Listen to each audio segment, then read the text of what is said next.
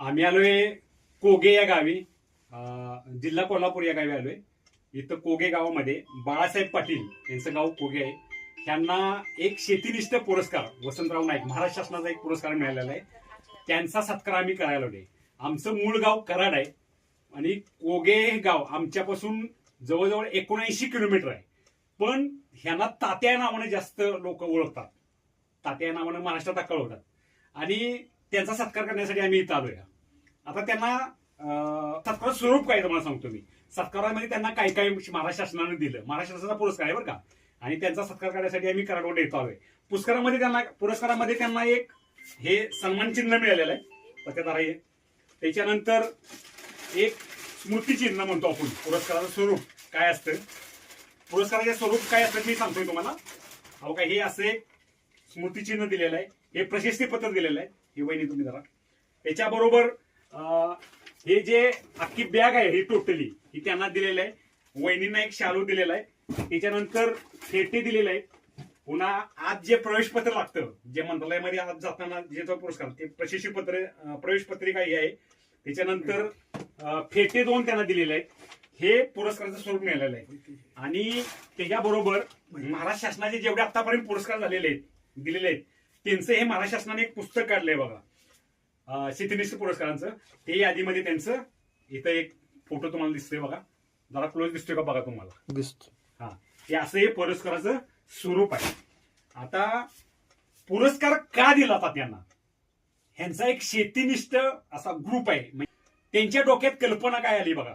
त्याचा पूर्वीच्या थोडक्यात मी सांगतो की शेतकऱ्याला आपल्या ऊसामधनं किंवा एकरामधनं कमीत कमी 100 टन उत्पन्न काढलं तर शेती परवडते. यांच्या डोक्यात एक सतत प्लॅन असा फिरत होता की माती परीक्षणावर आपल्याला सेंद्रिय कर्बावर काम केलं गेलं पाहिजे. मग माती परीक्षणावर आपल्याला काय करता येईल, शेतकऱ्यांना माती परीक्षण जागेवर करता येईल आपल्याला. मग त्यांच्या डोक्यात एक प्लॅन पेटला. मग त्यांनी ग्रुपवर असा मेसेज सोडला की बाबा असं एक मशीन आहे, ते जागेवर माती परीक्षण करू शकतो आपण आणि त्या संदर्भात एवढा खर्च आहे, त्याचं ट्रेनिंग इथं आहे, अहमदाबादमध्ये ते मशीन मिळतं, यासाठी मला तुम्ही ग्रुपमधनं सहकार्य करावं.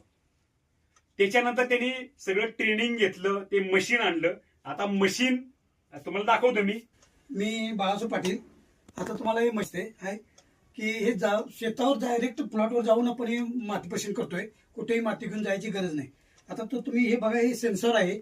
हे मातीमध्ये घातल्यानंतर ह्या सेन्सरद्वारे ह्या ब्लूटूथ मध्ये येते आणि ब्लूटूथ थ्रू ह्या मशीनमध्ये येते आणि ह्या मशीनमधून प्रिंट येते. तर ह्या मशीनमध्ये प्रिंट आल्यानंतर ह्याच्यामध्ये NPK, pH, EC, कंडक्टिव्हिटी, कर्ब ह्या 8 गोष्टी याच्यातून समजल्या जातात.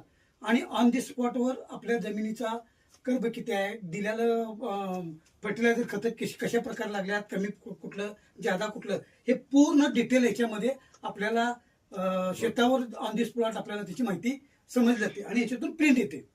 महत्वाचं म्हणजे आणि एवढं सोपं टेक्नॉलॉजी की आली की आपल्याला कुठे आता आज माती घेऊन जायची गरज नाही, ऑन दी स्पॉटवर जागेवर होते. ह्या मशीनचं दुसरं वैशिष्ट्य असं आहे की तात्याने काय काम केलंय, तात्याने फार मोठं काम केलंय.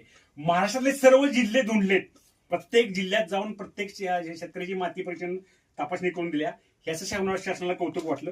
दुसरी गोष्ट, त्याच्या शेजारचे 2 राज्य, गुजरात असेल, मध्य प्रदेश असेल, उत्तर प्रदेश असेल, या राज्यात पण जाऊन तात्याने त्या ऑन दी स्पॉट ज्या रानात ऊस आहे किंवा अन्य कोणतंही पीक असू द्या त्या रानामध्ये त्यांनी माती परीक्षेचा अहवाल दिलाय.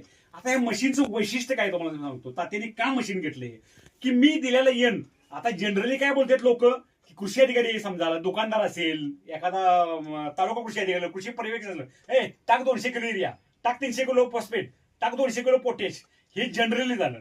पण तुम्ही टाकलेलं खत किती उचलतंय, किती शिल्लक राहिलं, ह्याचे हा रिपोर्ट मशीन तुम्हाला देत आहे जाग्यावर ऑन दी स्पॉट. म्हणजे तुम्ही तुमची माती वाळलेली आणायची गरज नाही. ऑन दी स्पॉट उभ्या पिकामध्ये हे मशीन तुम्हाला माती परीक्षण करून देते. आणि तात्या लगेच सांगतात की तुमच्यातलं एन उचललंय, एवढा शिल्लक राहिलाय, पी एवढा उचललाय, एवढा शिल्लक राहिलाय, तुम्हाला एवढं देणं गरजेचं आहे. किंवा के एवढा शिल्लक राहिलाय, के कमी पडलाय, के संपूर्ण उचललाय. हे डिटेलिंग दिल्यामुळं लोकांचं ऊसाचं उत्पन्न हळूहळू वाढत गेलं. हे मशीनचं हे वैशिष्ट्य आहे.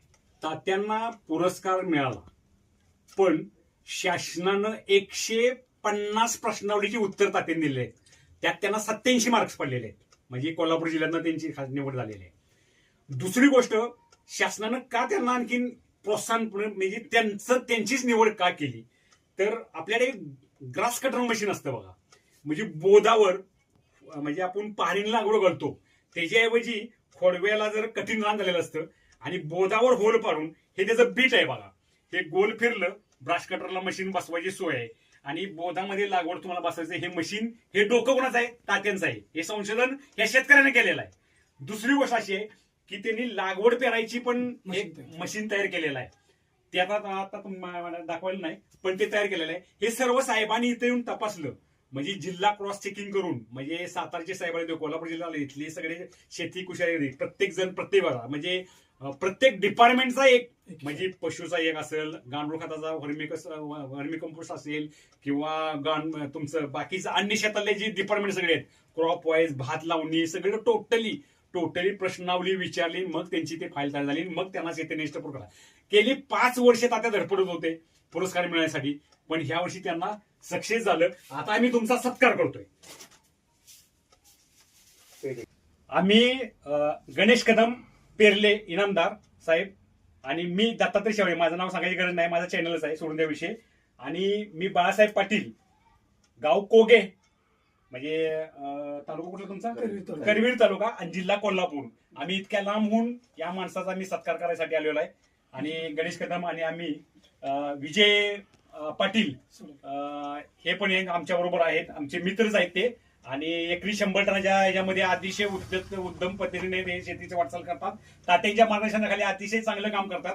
तात्या हे मार्गदर्शन करतात आणि त्यांचा सत्कार आम्ही आता करतोय.